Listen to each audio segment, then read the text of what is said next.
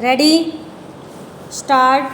On an careful reading of the aforesaid paragraphs of the election petition contained in Annexure 1 of the writ petition, it is clear that election petition contains an adequate statement of all material facts on which the allegations of not only illegality in counting of votes were founded, but specific allegations of manipulation and fraud played by returning officer while counting of votes were levelled with material particulars. Stop.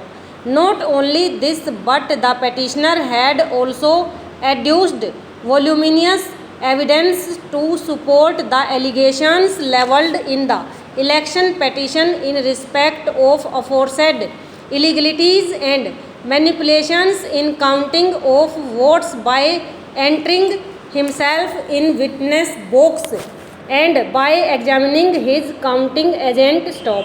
The aforesaid version of election petition was also supported by other candidates by filing their affidavits before the election tribunal, which clearly established that the petitioner had adduced sufficient evidence affording a good ground for believing that manipulation was done and fraud was played while counting of votes by returning officer.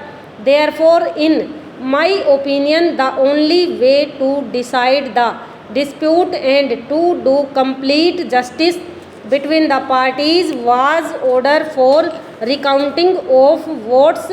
Stop. Stanza.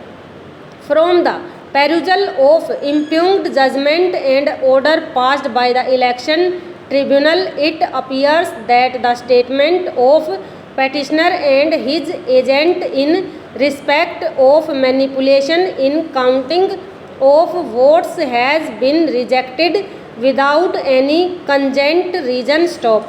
It appears that while dealing with issue, the election tribunal under wrong notion of law has illegally over